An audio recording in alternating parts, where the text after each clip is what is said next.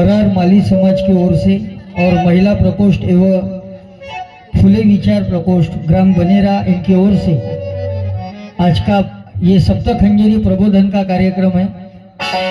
क्रांति ज्योति राष्ट्रमाता सावित्रीबाई फुले इनके जयंती के उपलक्ष्य में आज हम सब इकट्ठा हुए। अभी तक भाषण का प्रोग्राम चला और अब मेरा नंबर लगा।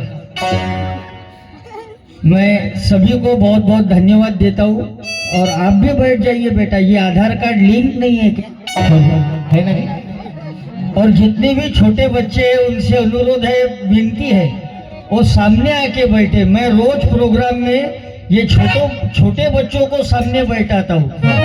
उसके पीछे दो कारण है। पहला कारण ये है, कल के शिवाजी महाराज इनमें से तैयार होने वाले हैं।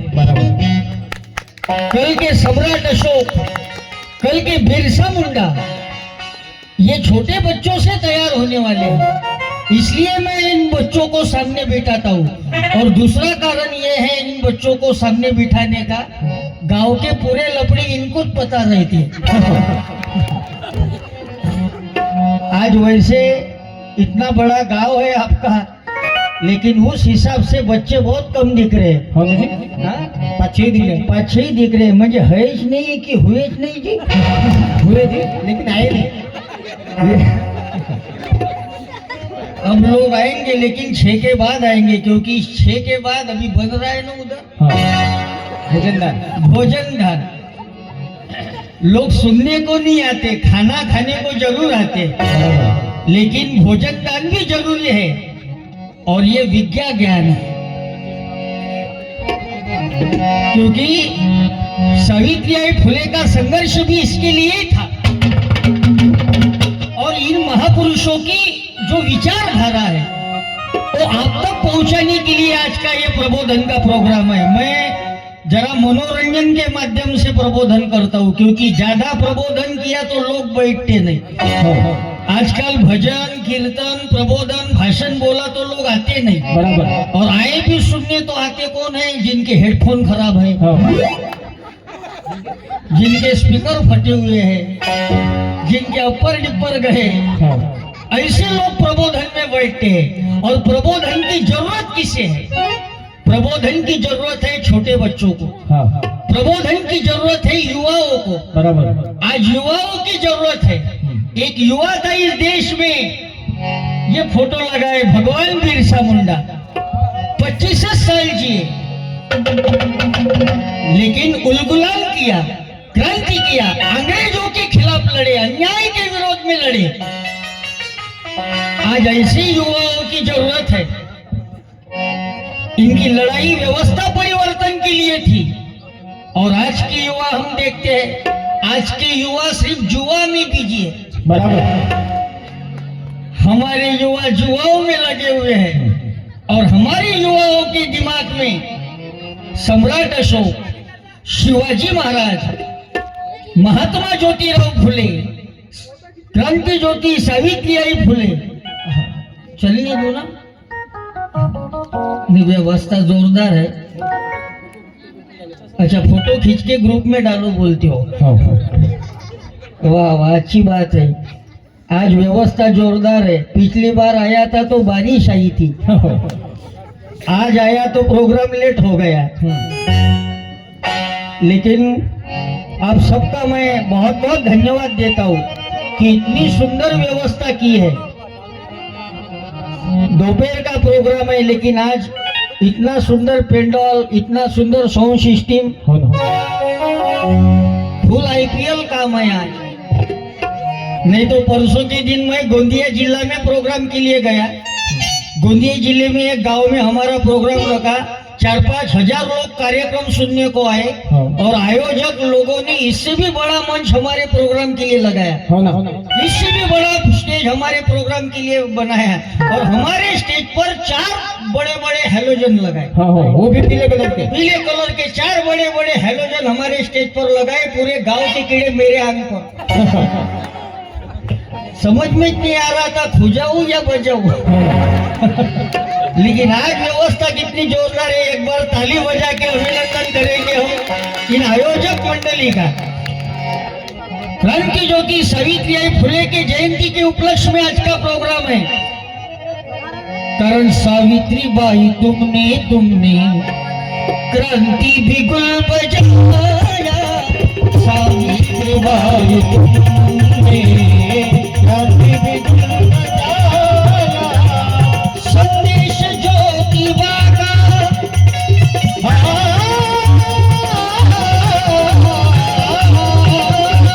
संदेश ज्योतिबा का हर घर में पहुंचाया, सावित्रीबाई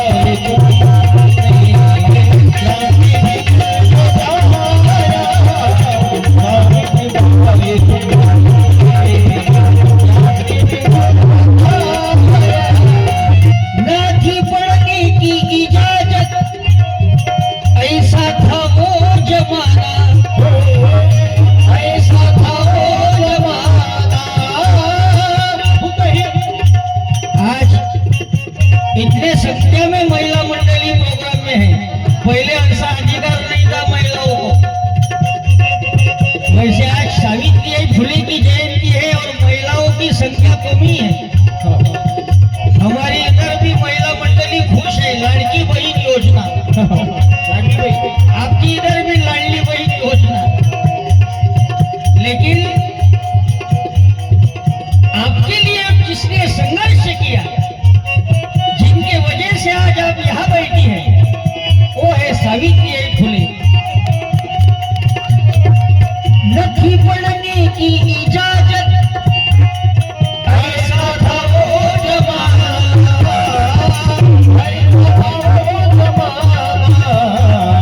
खुद ही पढ़ाई करके खुद ही पढ़ाई करके महिलाओं को पढ़ाया,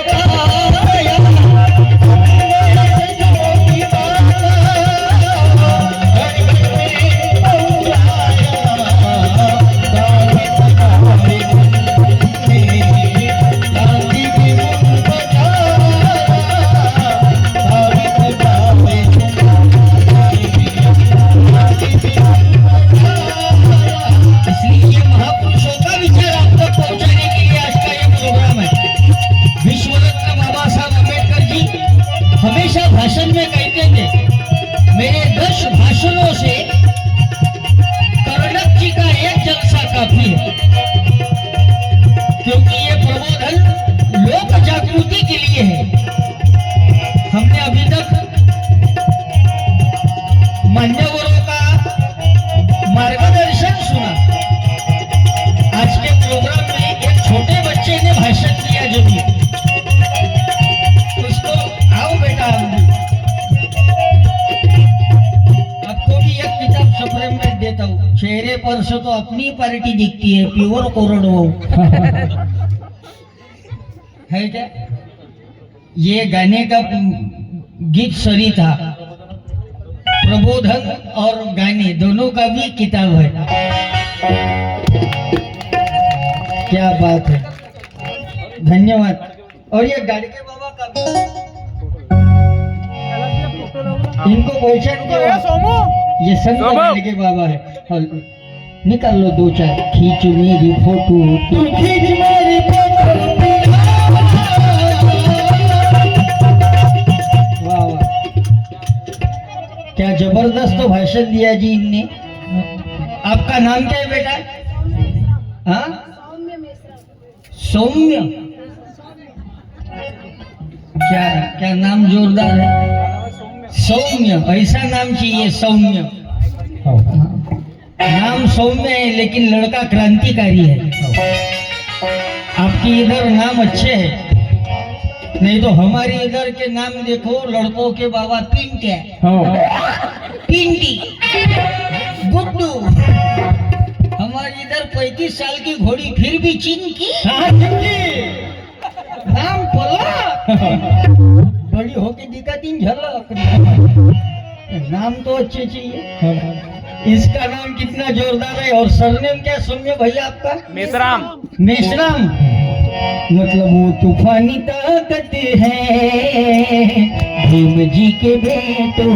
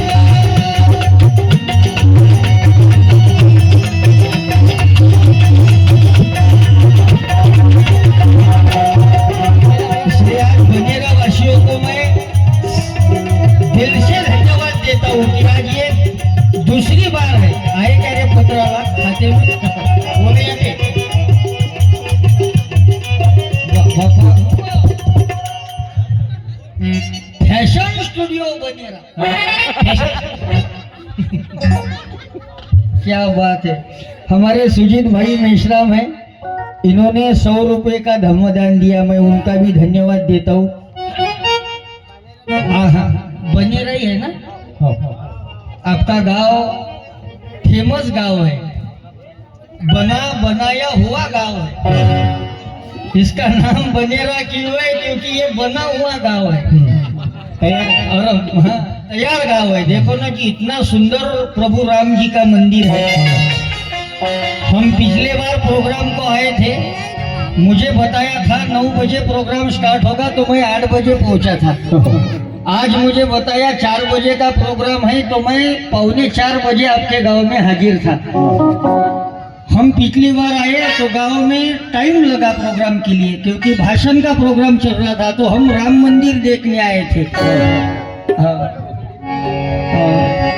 और मेरे ख्याल से बहुत सालों से आपके गांव में ये मंदिर है ना, काफी पुरातन मंदिर लग रहा है। नहीं तो अयोध्या में वो भी अभी बना है कि मेरी झोपड़ी के भाग आज जाग जाएंगे राम आएंगे।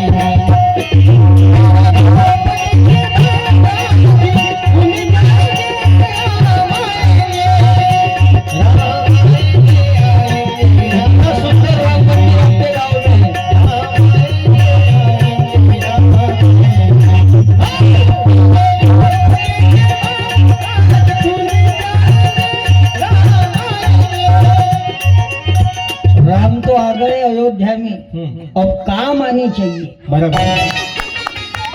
इस देश का भला तभी हो सकता है, गांव का भला तभी हो सकता है जब किसान के माल को दाम और युवाओं के हाथ को काम मिलेगा, तभी इंसान का भला हो सकता है। और इसके लिए हमें संघर्ष करना है। महात्मा ज्योतिराव फुले का संघर्ष भी उसके लिए था। अन्याय के विरोध में 18वीं सदी में महात्मा ज्योतिराव फुले लड़े। जिनके फोटो हमने लगाए, ये महापुरुष कुछ सादे-सुदे महापुरुष नहीं, ये महात्मा फुले की वार्षिक जो इनकम थी, वार्षिक जो आय थी, वो थी 12 करोड़ रुपए, 12 लाख रुपए। कितने? 12 लाख साल की आई थी 12 लाख। और उस समय के 12 लाख मतलब आज के 12 करोड़ रुपए है, उससे भी ज्यादा, उससे भी ज्यादा। मतलब 1 करोड़ रुपए पर मंथ, इतना पैसा कमाते थे महात्मा फुले। लेकिन महात्मा फुले कभी खुद के लिए नहीं जिए, सावित्रीबाई फुले कभी खुद के लिए नहीं जिए, बाबा साहब अम्बेडकर जी कभी खुद के लिए नहीं जिए, वो लोगों के लिए जिए। करके इनके फोटो आज यहाँ पे लगे। हम खुद के लिए जीते हैं। बाली की माँ, बाली का बाप, बाल्या, बाली और 10x10 की खोली, इसका घर के घर में चालू रहता है कि तेरे नैना मेरे नैनों से, तेरे नैना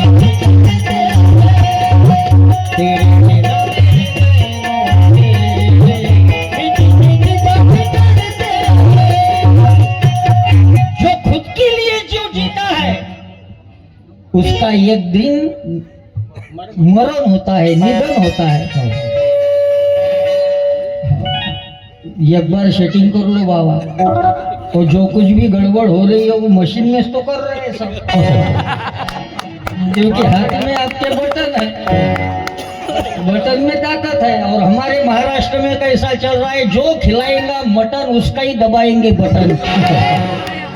लेकिन आज मुझे राजकारण पर ज्यादा बात नहीं करनी है। अपना प्रोग्राम है सावित्रीबाई फुले जयंती का प्रोग्राम, जिस सावित्रीबाई फुले ने कई शैतानों ने निधे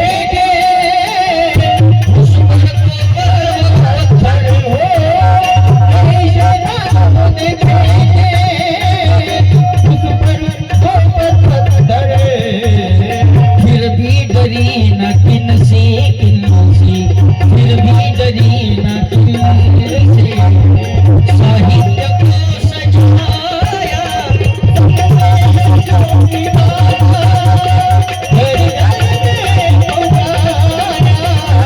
साहित्य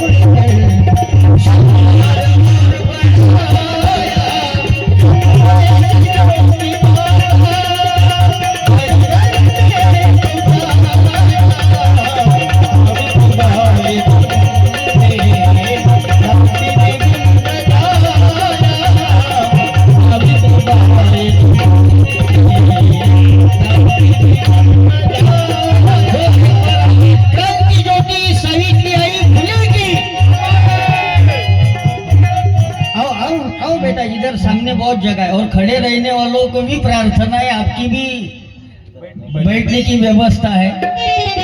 चेयर कम गिर गई, अभी और लोग आएंगे, जैसा जैसा आवाज जाएगा वैसे वैसे लोग आएंगे।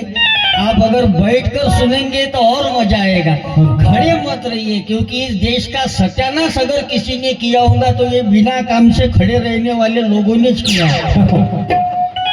और आपके लिए प्रोग्राम है, प्रबोधन क्यों है? वैसे तो ये गांव जबरदस्त गांव है, बनेरा गांव जैसा गांव नहीं पूरा बालाघाट जिले में, इतना सुंदर गांव है। और इस गांव में अनेक प्रकार के प्रोग्राम रहते हैं। अभी कार्तिक में मेला भरता है श्री राम मंदिर में, कार्तिक में चाहे ना बाबा साहब जयंती का भी प्रोग्राम होता है। और छत्तीसगढ़ी भी रहता होगा ना, वो कब रहता है? छत्तीसगढ़ी कल रात को धमाका, वाह, रात को हुआ क्या? वाह, अच्छा है। धमाके के वजह से लोग अभी भी सदमे में हैं। कुछ लोग आए नहीं, लेकिन ये प्रबोधन क्यों है? प्रबोधन का प्रोग्राम क्यों है?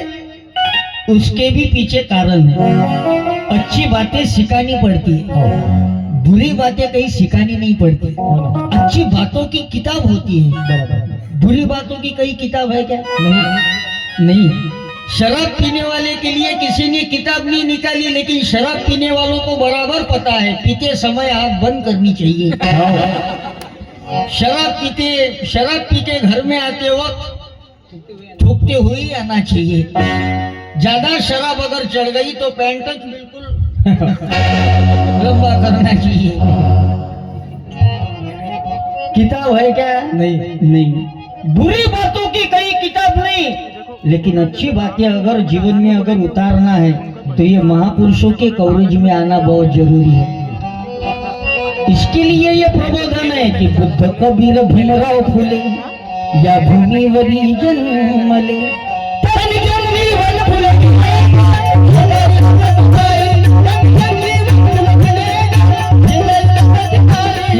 महापुरुषों का विचार है। बाबा साहब ने जो मूवमेंट आगे बढ़ाई, ये जो बहुजन समाज की जो मूवमेंट बाबा साहब ने आगे लेके गए, अगर हम ध्यान देके अगर विचार अगर करें तो महात्मा फुले ओबीसी समाज से थे, बराबर। तथागत भगवान गौतम बुद्ध भी ओबीसी। बाबा साहब ने काम किनका किया है? और आज ओबीसी समाज इस मूवमेंट को नहीं समझ पा रहा है। अगर हम किस गांव में अगर प्रोग्राम करने गए और ऐसा संविधान अगर दिखाया ना तो लोग आपस में बातें करते, अजीब बोलते, ये अपना नहीं है बोलते, अपने लिए कुछ नहीं है बोलते, इसमें उनका छह बोलते हो। ऐसा क्यों बोलते हैं? उसका कारण है उन्होंने कभी संविधान पढ़ा ही नहीं होता है। अब इस पे क्या लिखा है बेटा? भारताचे संविधान, भारत का संविधान। ये किसी जाति का संविधान है क्या? नहीं। ये किसी धर्म का संविधान है क्या? ये संविधान है भारत का संविधान।